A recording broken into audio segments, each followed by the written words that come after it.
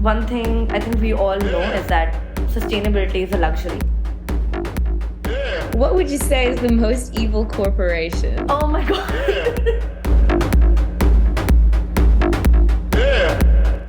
Warning, this show contains upfront and unfiltered opinions.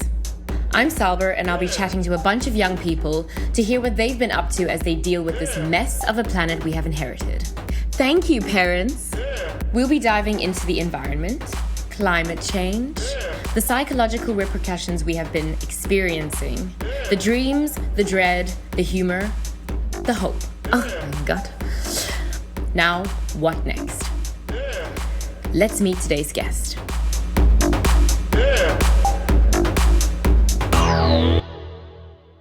Hello, Vrinda. Welcome. Thank you for being here today.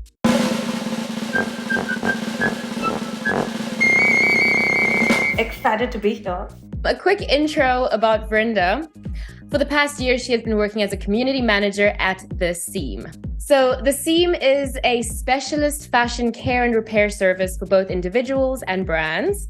The Seam strives to change the way we consume fashion, encouraging us to care for our garments rather than merely consume them.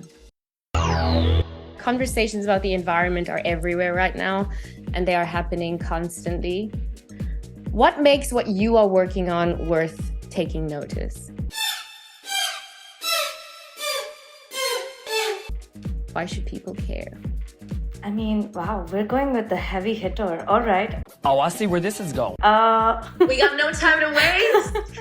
The Seam is just sort of, it's one of the small place that's trying to find a solution in a ginormous issue that's with the fashion industry. Just the textile and fashion industry is the second most pollutant industry in the world. When the first time I heard that was around 5 years ago, and it shocked me because, we're right after oil. That's sad, right? Like,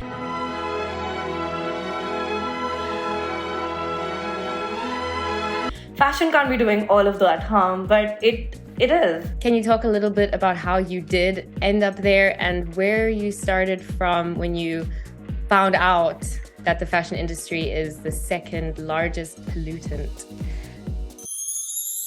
It's a tragic story, so, get your tissues out. Oh, I have them here. Like, I don't afford and I can't afford luxury fashion. I like to wear what I can create, and I wanted to just do the same thing. So I thought the best way to do it is retail, right? Like, that's not bad. Like, retail is great. We all buy from retailers, and that should be amazing. So I got placed at one of the biggest retailers in India. As I started working, I started actually going to the factories. And so I traveled to Bangladesh, I traveled all across India. I guess for me, the click, and it just completely shifted my soul, to be very honest, was this one time I was leaving an office of one of my sampling people, like samplers, sourcing people, and they had like this really nice swanky head office. That's where I used to go and other designers used to go, and we had all the talks. Like, I told them, yeah, no, this is not gonna work, and basically cancelled all these samples that just, I don't know, had a print off, or maybe the letter L was spaced 1 centimeter to the right, and small things like that, because that's how you get a sample cancelled. So it was just minor things, and that's what my job is, literally. So I did that job, and I was like, nailed it. I'm leaving the place, and as I'm sitting in this really nice car in my air conditioning in Ahmedabad, I'm going through this like landfill that's burning on my right, and it never came two and two together for me. I actually studied in Ahmedabad as well, so we knew that landfill is where textile waste goes, because Gujarat is one of the highest textile producers and manufacturers. So that's where the textile waste goes. And it just clicked for me that all those samples that I have just rejected, they're all going to go into that pile, and they're all going to burn up, just the way I'm looking at this mountain of clothes burn up. And it completely changed this core element in me where like how much I loved my job and I loved what I did. It suddenly was like, what do I do really though? Like, what do I add? What am I really putting my life in terms of a meaning? Is there anything that I'm contributing to apart from waste? I couldn't do it again. I couldn't do another cycle of this again. And I left. And you won't believe it. Like, I didn't know what to do. So I started farming. I started doing hydroponic farming. Because I just didn't know. I didn't want to create anymore. I had this like really bad feeling about like, if I'm creating, it's just adding to the environment. Yeah, that's amazing. What would you say is a source of hope for you right now?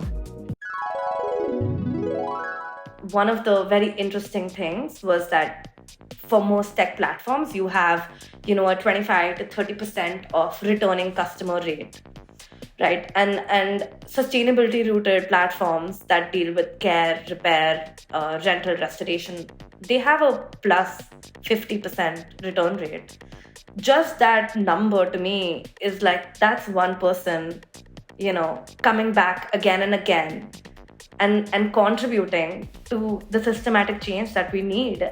I take it you have a lot of these conversations in your sphere and beyond, probably about sustainability and the climate crisis. What would you say frustrates you most in those conversations? There's so many, but I'll give you my number one, because like that's the one that I can't fight with.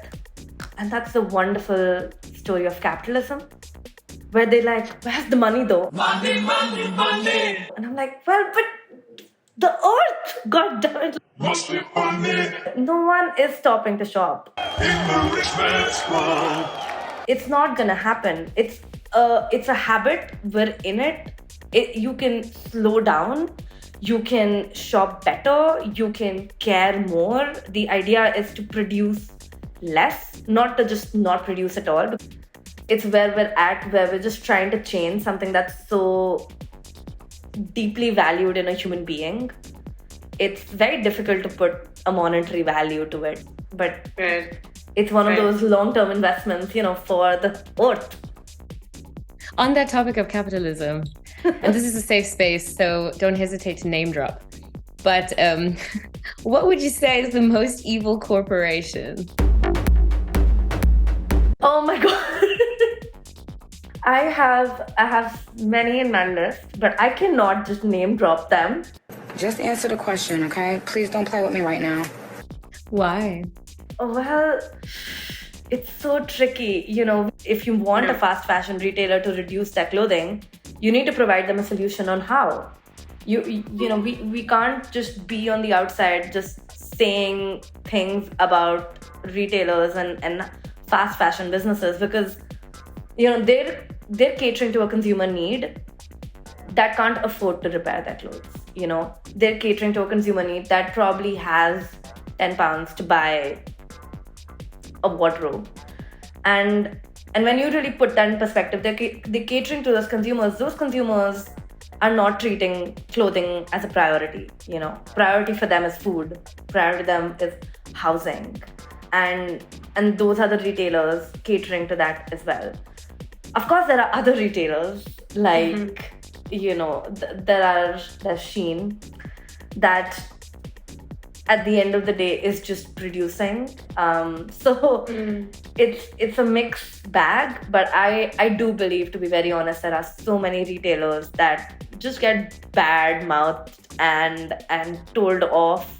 And the same journalists and influencers who did that will go and shop from them. The only way it changes is if you work with them and you push them to realizing that that's not what your consumer needs anymore. What your consumer needs is a good quality t-shirt that will probably last that consumer at least 2 to 5 years. One thing I think we all know is that sustainability is a luxury. Thanks for tuning in to Now What? I'm Salber, your host, and that was Vrinda. If you'd like to know more about her and what she does at the Seam, check out the description box. You'll find links to her personal account, to the Seams Instagram, and to their website. Don't forget to like, comment, subscribe, and see you very soon.